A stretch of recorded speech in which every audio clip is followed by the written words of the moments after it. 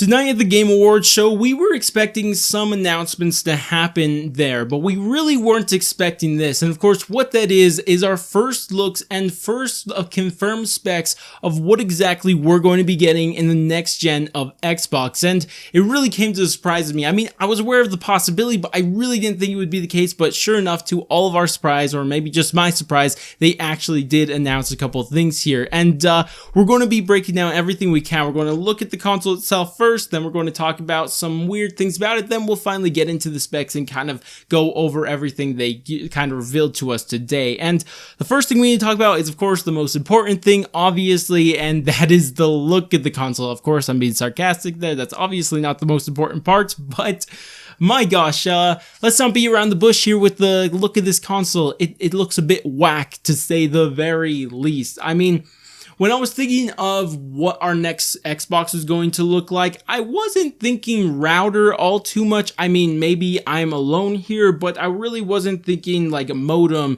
when I thought of the next Xbox, because that's what it looks like to me, especially Xfinity's or Comcast router modem thing. It looks very similar to that. So, you know, that's a thing. I mean, it's not ugly. I'm not saying it's ugly. It kind of looks really sleek, and I kind of, you know, it could be nice. It wouldn't be as, like, taking up as much space, especially if you stand it up like that. So, you know, there's not anything bad about it, but it doesn't look great either. So, yeah, another thing we can also see from this image here is the new controller to come with it. And honestly, it doesn't look almost anything different from the Xbox One controller, which maybe that's a good thing for people who like the Xbox One controller. So, you know, that's a thing. I mean, I don't really got a problem with the controller, so I don't really care. But now I actually want to touch on the actual name of this console, because it is a bit strange, to say the very least, because they're calling it the Xbox Series X. And I mean, I don't know if you guys noticed this, but when do people call something a series? I mean, it's not really when they call like a singular thing a series. That's normally talking about multiple things, which leads you to believe that the rumors may be true about Xbox releasing multiple new Xboxes when it comes out. It seems like, of course, if you guys missed the rumors, I should actually explain this, that the rumors were that Xbox were going to release two versions of the next Xbox. It was going to be, well, I guess a normal or cheaper version of the Xbox that was going to have good specs, but not as good as the other version, because they're going to have a second version that's going to have better specs and also going to cost more. So that could be what's going on. And that's why they're calling it the Series X, because there's going to be multiple of them, or maybe there's even more than two. So, you know, maybe that's what's going on here. It seems like that may be what's going on, because in the article we're about to go over, they kind of talked about the specs, and they kind of shared conflicting information about the specs, which really didn't make sense to me until I started thinking that there may actually be multiple consoles, because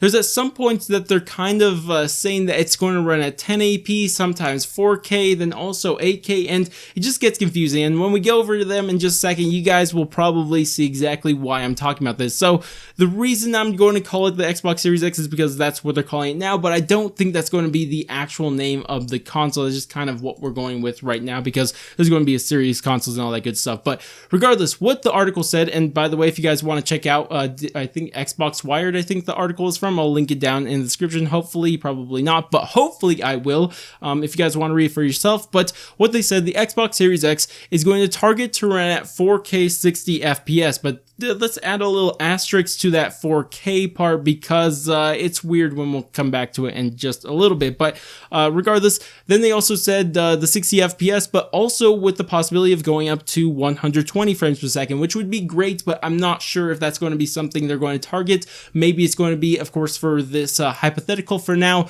enhanced version of the next Xbox, but of course, we'll talk about that again later. But then they said it will also be 8K compatible.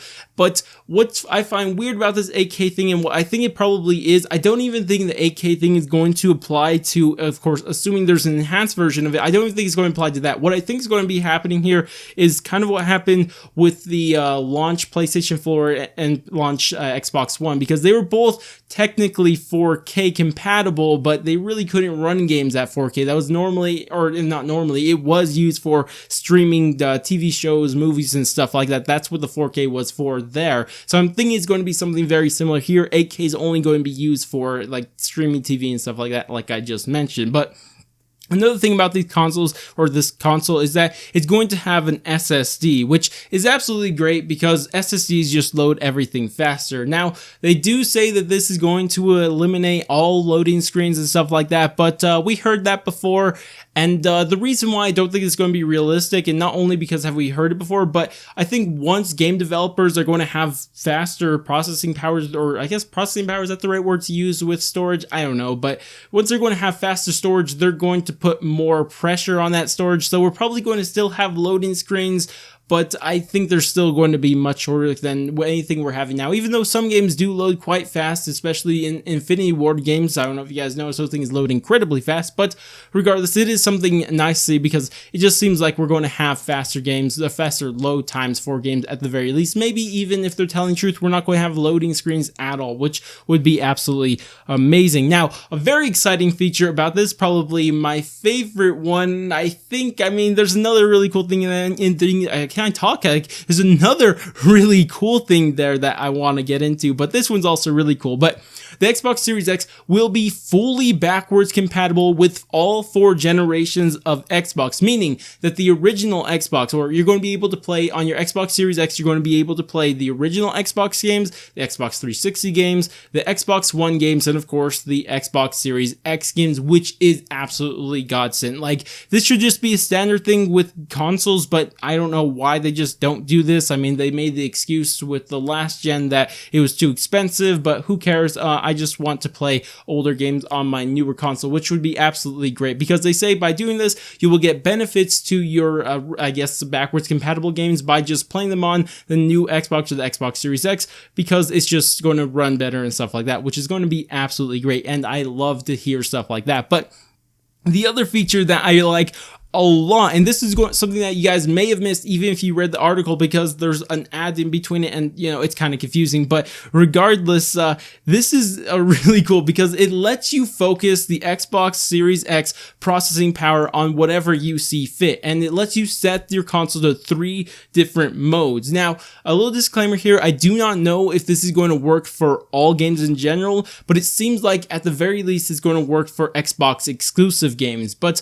the 3 modes they let you use, and the first one, and probably the one I like least, is the high resolution mode. And this is the conflict that I'll talk about that I was kind of alluding to earlier. But what it says is that this mode, of course, the high resolution mode, lets you run your games up to 4K, but this will normally cost at the cost of frame rate, and it may even drop your frame rate all the way down to 30 FPS. And I mean, I really can't see myself using high resolution mode compared to the other 2, which we'll get into in a little bit, but this kind of brings me back to what I was talking about with the conflicting information. We'll come back to these modes in just a second, do bear with me, but I do find it weird that you have to run, or in order to run your games at 4K, you have to be in high resolution mode, even though they're saying that they're trying to run it at 4K 60 FPS, but they just said right here, if you're going to run your game at 4K, it's going to drop your frames per second all the way down to 30. It's just kind of conflicting information and makes you think that maybe the reason why this is the case is, one, they could be just like lying about the first one just to be cool or whatever,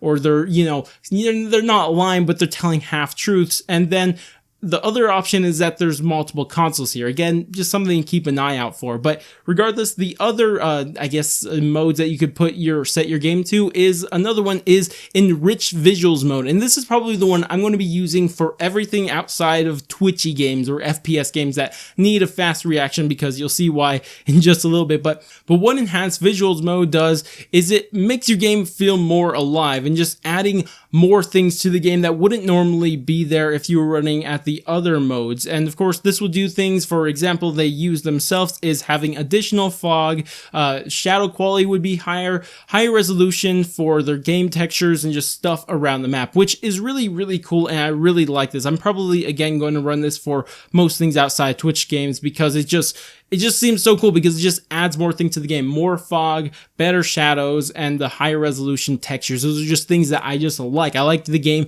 looking better, so I'm mainly going to run this one, I imagine, when I get it, unless it has some actual issues. But it doesn't seem it's going to run at 4K, which we should point out, but I can't imagine 4K is going to look better than enriched visuals, honestly. I just like the game feeling more alive than looking more crisp, at least in my personal opinion. Of course, that may vary between people, but it doesn't seem like it's going to be at the cost of FPS like it is with, of course, the enhanced resolutions, or in resolutions mode, or high resolution modes, if I could remember anything. So, you know, again, seeming really cool. And then the final one, and this is the most simple one, and it's called high frame rate mode. And this is obvious, but this is going to make sure your game runs at a consistent 60 frames per second, which again, for Twitch games, you know, FPS stuff is mainly when I'm going to be using those. But another thing they talked about is a couple features with their new controller. And one thing they added to the controller, which really isn't new,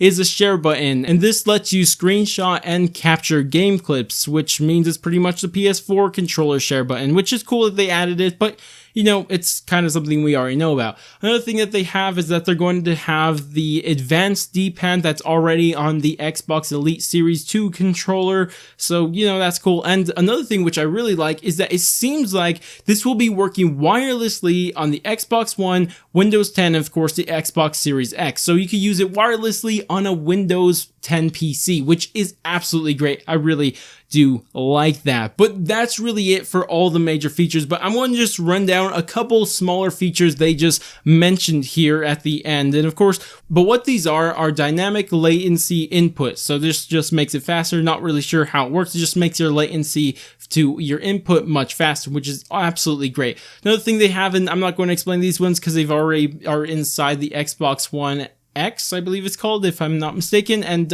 what this is auto low latency. Then the other one is variable refresh rate. And then finally, variable rate shading, which, you know, they're all things, if you guys want to look them up, then you guys can. But those are other features that are going to be inside this console. But that's about it. I'd love to hear your thoughts on everything. What's your favorite thing you heard about? What's the thing you're not liking about it? I think I have an idea what people aren't liking about it. Whisper, of course, the look. But regardless, I'd love to hear still all your thoughts about this. You guys liking what you're seeing, not liking what you're seeing? I'd love to hear all that. Generally, I think this is mainly good. The only thing I'm not liking is what doesn't make sense in what they're saying, the conflicting information in the specs, and also the look of it. Like, those are the only two things that are questionable, but I'm absolutely loving the focusing your processing power on whatever you want, and the other, of course, backwards compatibility between all Xbox games. Absolutely things that I just absolutely love. But regardless, that's about it for me. If you guys did enjoy the video, then definitely do all the normal YouTube stuff, like, subscribe, bell, share, and all that great stuff. But I'm gonna go, and I'll catch you guys next stream, video, or whatever it may be. And later, guy, I got.